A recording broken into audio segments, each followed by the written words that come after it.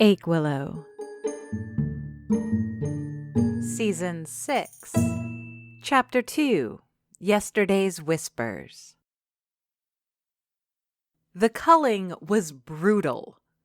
In a single evening, I went from 57, I counted, sheets of paper to a mere 4. 2 are from a to-do list split into parts. The first is listed as pre-opening and catalogs all the responsibilities I have before the morning when I flip the sign from close to open. It involves everything from purchases to promotion. Tasks dip into the administrative, such as human resources issues that need solutions, to the practical, like performing proper maintenance on the appliances in the kitchen and on the greeting counter. The third is a double-sided, exhaustive shopping list. Categorized and subcategorized, the endless cavalcade of products is divided into which shop it can be purchased at, or whether it's a perishable item, or even if it has to be ordered from out of town. It's by far the most boring list. That is, until I have to pick it up and go shopping. I'm not very social, but when it comes time to grab apples at Fig's Orchard or pick out herbs and spices at Le Laboratoire, I can get real chatty. Don't throw a food nerd into an épicerie fine and expect restraint. The fourth sheet is dedicated to recipe items. It's a list of lists that can be divided into informal menus. Each item is under a category such as breakfast, lunch, snack, etc. There's an asterisk next to those items that are seasonal and will need to be replaced in a few months. Each item also has a reference number, linking it to a recipe in one of my many books and binders. I'm happy to report that almost all items now have a check mark in the margin, signifying that it has been refined to my exacting demands. I sip from a white mug with the Achewillow logo proudly printed on it, savoring both the strong coffee and the fruits of my hard work. 4 sheets of paper, barely hiding the surface of my beautiful natural wood countertop. A masterpiece of organization that is usually out of reach for me. The paper is held in place, protected from sudden winds, by a variety of items. A box of cheap champagne flutes keep the to-do lists secure. A plate with a half-eaten croissant, a new hazelnut cream variant, holds the shopping list.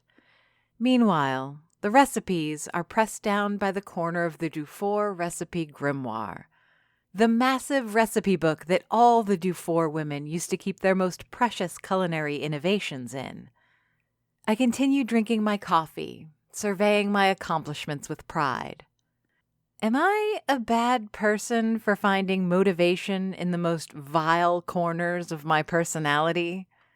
For weeks, I procrastinated reopening the Achewillow, first by luxuriating in a well-earned vacation, but then by prevaricating about every detail. Yet, the second I felt challenged by Ophelia, all the gears fell into place and started turning. Decisions that felt impossible became easy. Limp-wristed levels of conviction became cutthroat choices. Despite the expediency of my progress, I've never felt more sure of anything since moving here. I remember the winter before I started culinary school in Montreal. I'd been waffling back and forth about submitting the paperwork for the application. The disappointment of not being able to study abroad, as I had dreamed, stilled my hand. There would be no Miriam at Le Cordon Bleu in Paris. I wouldn't wander the Champs-Élysées sampling the best restaurants for research purposes. The proverbial kick in the ass came from an unlikely source. Until the very day I die, I'll struggle to decide whether it was intentional on his part or simply another in his endless litany of teasing. But one sunny, freezing Sunday afternoon, he saw me sitting at the kitchen table, stirring tea that had long gone cold, staring at a book of culinary destinations from France. Eric, walking back from the refrigerator with a can of soda, snapped up the book, mockingly flipping through the pages. Everyone in the house was sick of seeing me mope around, but my brother was the only one to do anything about it. "If you can't be a chef without going to a fancy school in Paris," he said, frowning at a photo of a manor in Reims, "then you probably don't have what it takes to be a chef at all." He tossed the book back on the table and walked off. All the while I burst into wet sobs. Not the proudest moment of my life, but before the day was done, I had all my paperwork for the Institut de Tourisme et Hôtellerie de Québec filled out. The next morning, they were in the mail. When I got my acceptance letter, I rubbed it in Eric's face, though I suppose he had no idea why. Spite is a frequent motivator for me. I like to think it's far more of a catalyst to action than a goal unto itself, and I'm glad to say that so far, history has proven me right. While I did eventually get kicked out of ITHQ, it was not for a lack of passion for the material. Quite the contrary. One could say that boisterous love for all things cooking, baking, and confectionery was the very reason behind the altercations that brought about the invitation to leave. Today, I stand once again energized by the same catalyst, but also surrounded by the tangible results of that very passion. The line from the Miriam who dreamed of Paris to the one preparing a much-anticipated reopening of her very own cafe isn't a straight one, but it has a consistent theme. Of course, if I'm going to step up to Ophelia's threat, I need to put my best foot forward. I shift the mug to my left hand, the better to lean over my lists. With my index finger, raw from constant washing and mixing of ingredients, I go down the tally of things left to do. Like a craving filled, there's a satisfaction to seeing so many items crossed out for being done. Each is a small victory against a foe far greater than Ophelia. It takes a little time to work my way down to the next task that needs addressing. It's one I would have happily avoided longer, if not for the fuel that burns in me now. If only because it's something that falls into the social category. Asking for help.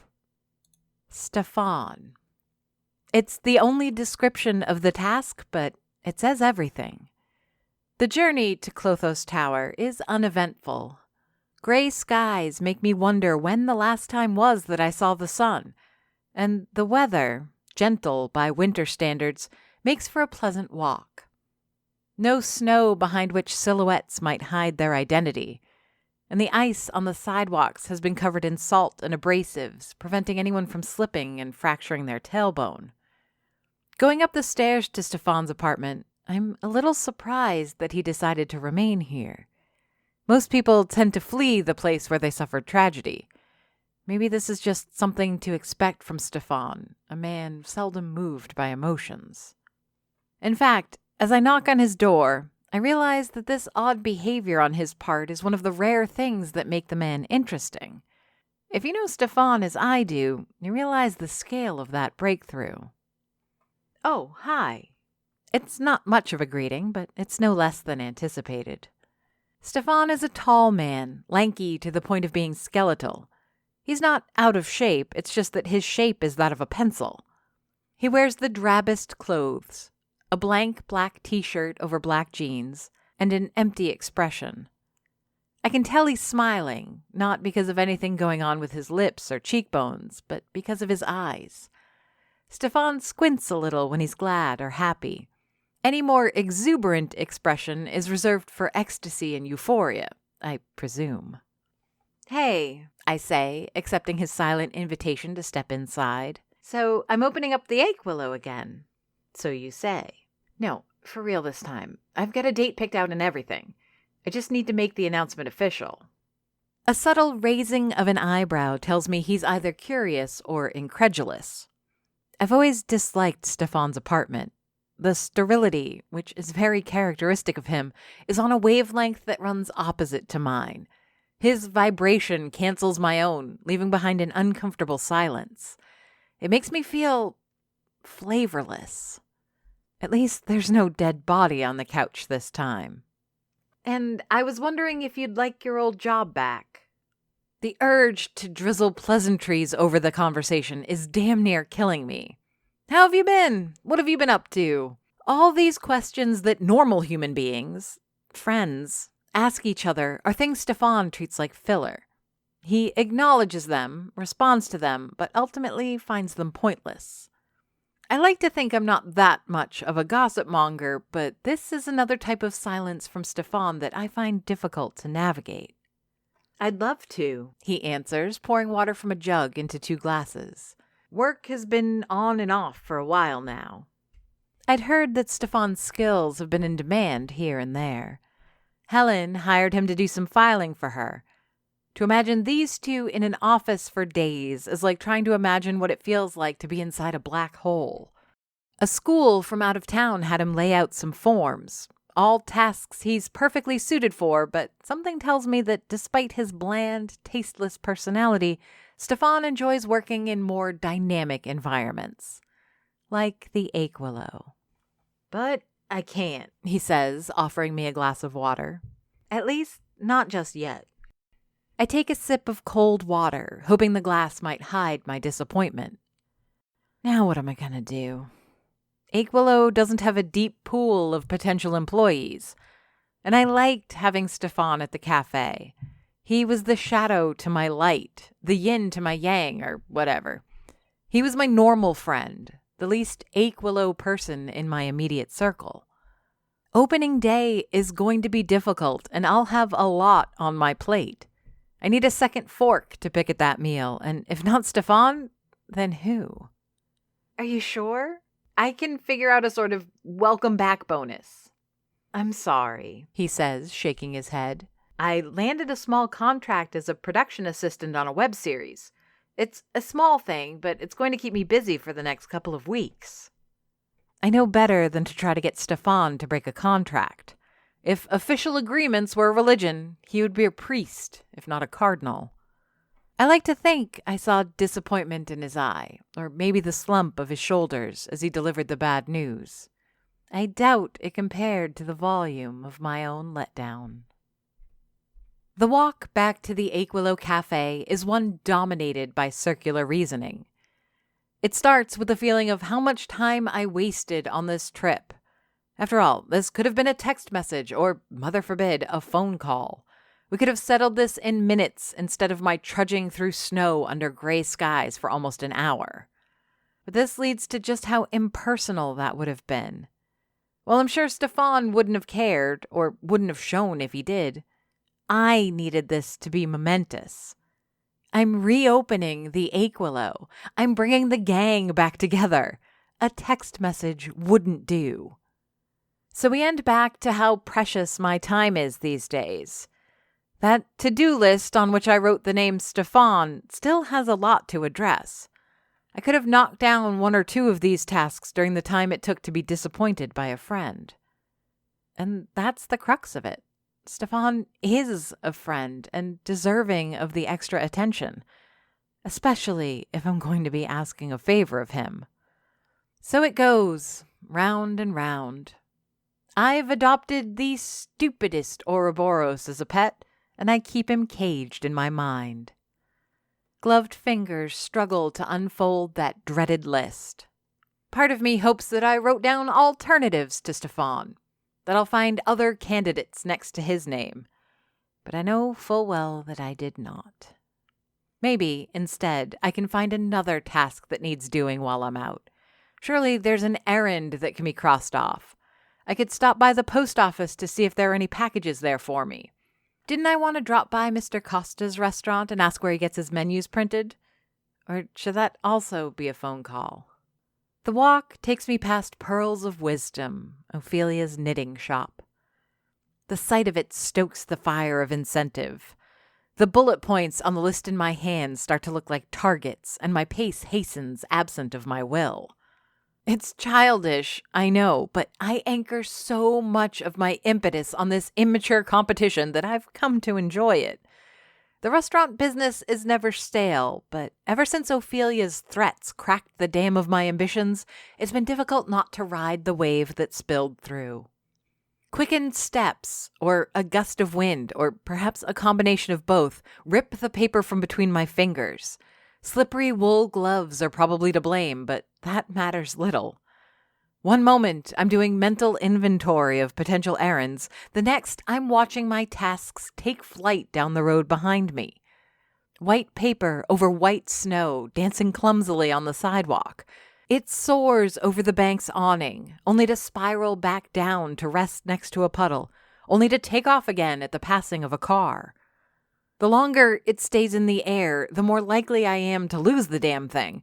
But every time it alights on the ground, it threatens to self-destruct by landing in what Quebecers call slush, that vile mixture of briny water, ice, and snow.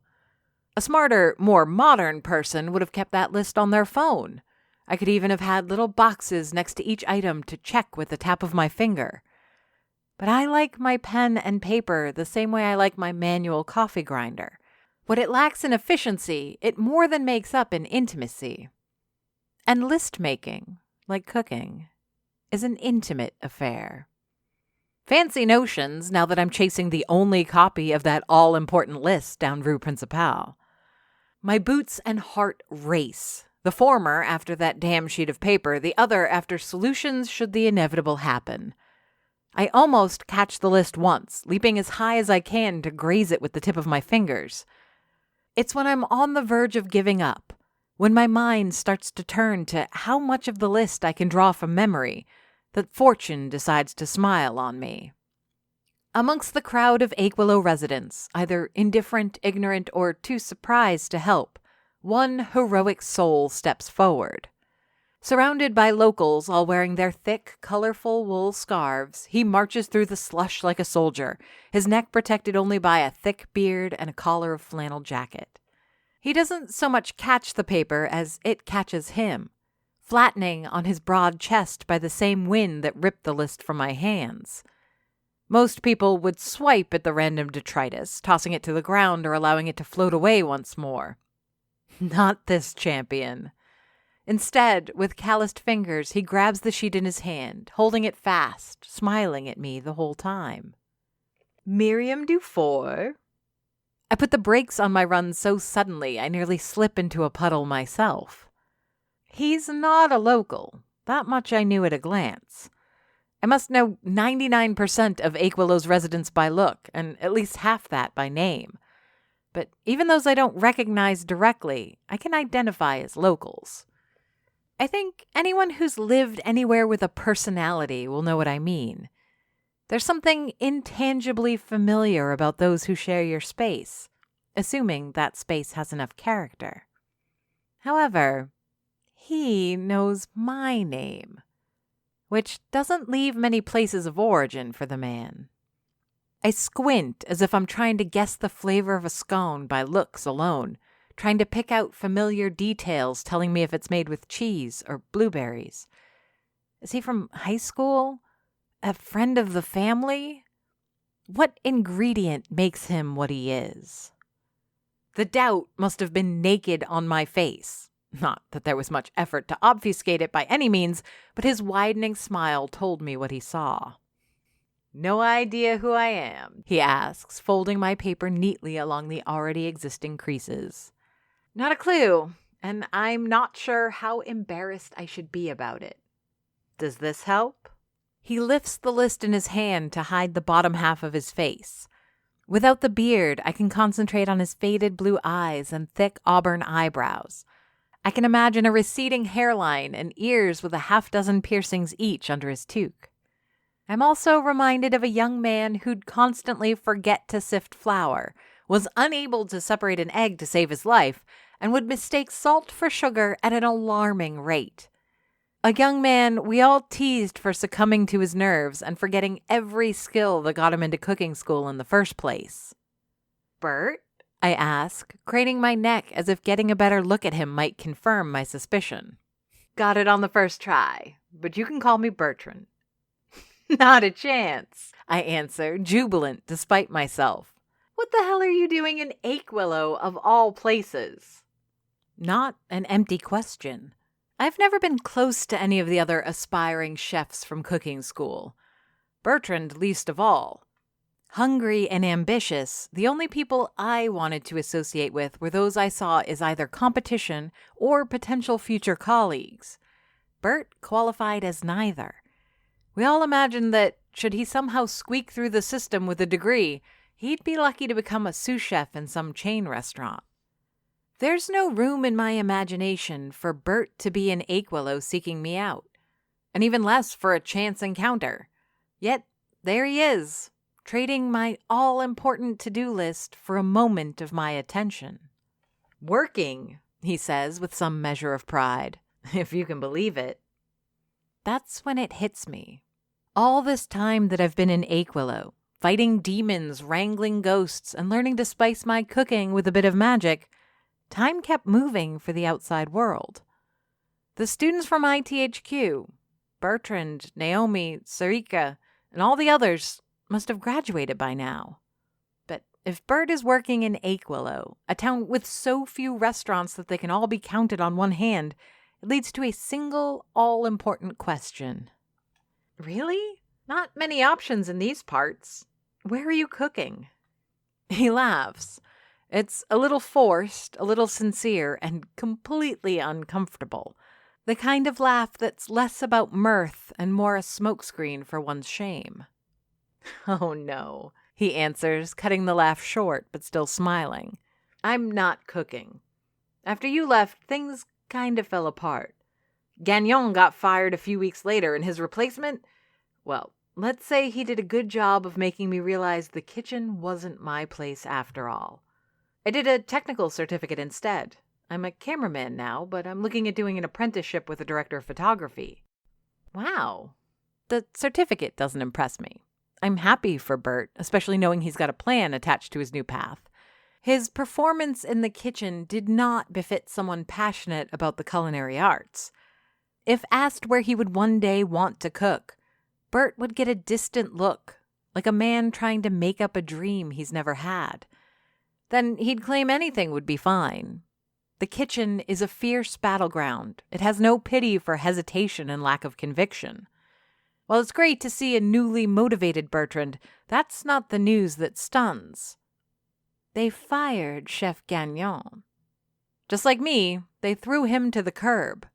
I wonder what might have caused his removal from the school, and no small part of me hopes it's consequence for how I was treated. The question is on the tip of my tongue, ready to be spoken, when I'm interrupted by my phone. Like anyone under 30 with an ounce of common sense, I don't take calls. Unless it's an emergency or one of those people who won't use text messages, I tend to send calls to voicemail. Most phone calls are scams anyway. Not this one, though. The name on the screen is not one I want to see unless it's on the receipt from a credit card. Of all the people to use a phone, it would have to be the man in Achewillow most enamored with relics of the past. In this case, however, I think necessity outweighs eccentricity. A. Wilson. Detective Aaron Wilson. I gotta take this, I mumbled to Bert, holding my finger to his face. Yes? Miss Dufour? Wilson asks. His voice has the urgency of bad news behind it. How far are you from your establishment? My boot splashes in a puddle, throwing ice and dirty water as I turn around. I can see it from here, the wooden sign with the gnarled tree logo of the Achewillow. I'm a couple blocks away. Why? What's wrong? Scenarios, each more unpleasant than the last, parade through my mind. Each is a float of dancing catastrophes. Did they find another body in the alley? Was someone hurt in front of the cafe? There's been a break-in. I can't remember if I even said goodbye to Bertrand. It doesn't matter. As much as I would have loved to hear the tale of my once nemesis's fall from grace, it'll have to be another time. This takes precedent. Did anybody see it happen? I asked Detective Wilson. Glass cracks under his polished shoes, a fashion decision he'll regret by the end of the day, I'm sure. His steps are slow and careful, an attempt to preserve evidence. Not that I suspect there'll be much to find. Wilson pokes his head through the broken front door. His neck, covered in one of those ubiquitous scarves, looks vulnerable still, surrounded as it is by shards of razor-sharp glass. Anthony Brecht says he heard a crash from across the street, but by the time he turned to look, whoever broke in was gone. Well, I say, kicking a bit of the glass on the sidewalk, that doesn't make sense. If they broke the door to get in, whoever did this wouldn't have been able to go in and take anything that fast. Are you sure this isn't vandalism? Not that I could imagine anyone committing such an act on the Achewillow. Not in broad daylight, at least. Positive, he says, pointing to the interior. Someone was looking for something. I cup my hands to the storefront window, looking into my darkened cafe. Wilson is right. The counter area is a complete mess. One of my precious sheets of paper has fallen to the ground, and the coffee grinder's been pushed to the edge of the counter. The register has been tossed to the floor, probably in hopes of breaking it open. Even the empty metal trays in my patisserie display have been pulled out. The place looks like wild animals rampage through. It makes me wonder if perhaps the raccoons didn't break in again, looking for pastries and croissant. Or, and I hope that's not the case, a box of salt.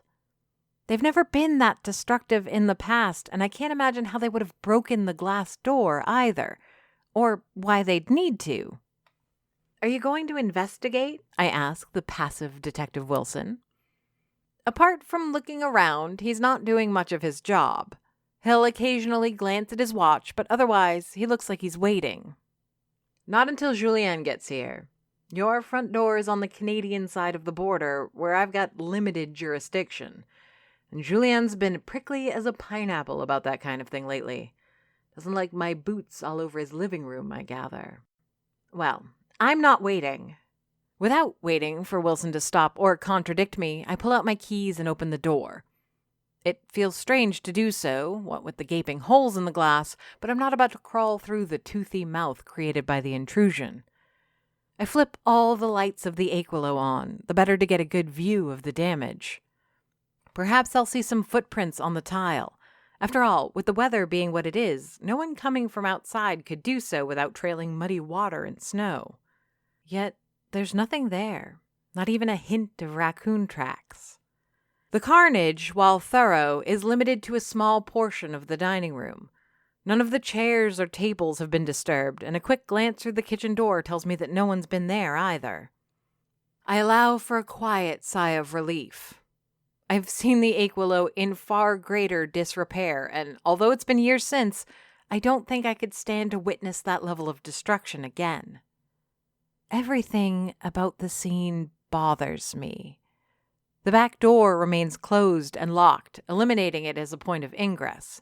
And I would have known if it had been opened. The bloody thing is equipped with 2 locks and a chain. Precautions that seem excessive until you learn they've been insufficient at keeping the raccoons out. Then there's the glass from the door. All the shards and broken bits are scattered onto the sidewalk, mixing in with the snow, ice, and gravel.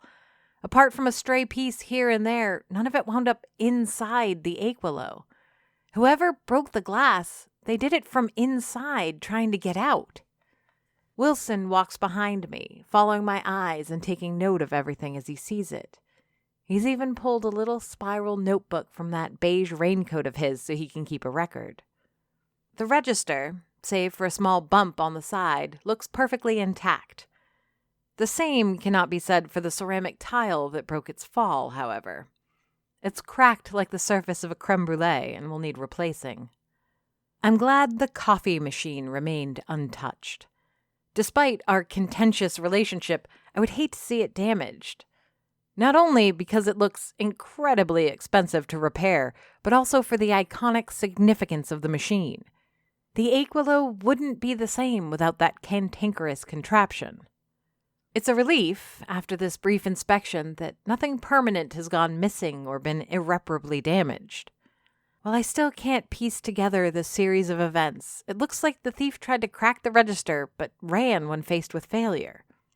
I can't think of anyone who'd pick the Achewillow as the target of a break-in. Then again, the cafe's been closed for so long, perhaps someone desperate enough figured it would be easy prey. I sigh again, this time loud enough to be heard. My way of expressing relief without having to think of a sentence. That my afternoon is further ruined barely weighs on me. Sure, I'll lose more time giving a deposition, calling the insurance company, and then looking for someone to do repairs, but those are minor setbacks. I'm about to take out my phone and call Michael and ask if he can help when I notice an odd splash of red on the floor. It's not much, about the size of a pie that's been dropped to the floor. In the shadow behind the counter, it's difficult to see from where I stand, but leaning over, I can identify it for what it is. A bright crimson wool scarf. I found a clue, I tell Wilson. The detective leans over me, trying to see the scarf. I am assuming that's not yours? My only answer is to pull at the edge of the tartan green fleece around my neck. Right, Wilson says, going around the counter to pick up the invading garment with the tip of his pen. Still, not much of a clue if you ask me. He's right. I only have to look at the small crowd of curious onlookers to notice how many people in Achewillow are wearing the exact same scarf. Different colors, of course, but the same design and knitting. My eyes focusing on the outside, from this close to the counter, something finally catches my attention. There are many valuable things in the Achewillow. I've gone through how the register could have been breached, and someone strong enough could have made away with the massive coffee machine. A thief with the proper knowledge could have stolen hundreds, if not thousands of dollars worth of equipment from the kitchen. What I didn't think of are the heirlooms, items that have no value but to the Dufour family. Or those with very specific knowledge of the Dufour women's history in Achewillow. My first thought goes to the family recipe book, our grimoire of food preparation and magic. Thankfully, it remains untouched on the counter, a random tickle of wind making the eclectic bookmarks sway. But the book isn't the only Dufour treasure on display. Slowly, dreading what my gut already knows is true, I look up. Above the counter, above the paintings hanging on the wall, there's a plaque. On that plaque, there should be 6 wooden spoons, one for each of the Dufour women who owned and operated the Achewillow Cafe before me. As I look upon the plaque, only 5 spoons remain. Achewillow is written by J.F. Dubow and narrated and produced by me, Amy Frost. If you enjoyed this podcast and would like to hear more, please rate and review us on Apple Podcasts or your preferred podcast platform. Want to support the show? Buy us a coffee. Go to ko-fi.com/Achewillow to donate. Achewillow has a Patreon. Visit patreon.com/Achewillow for details. Follow us on Facebook, Twitter, and Instagram under the username Achewillow.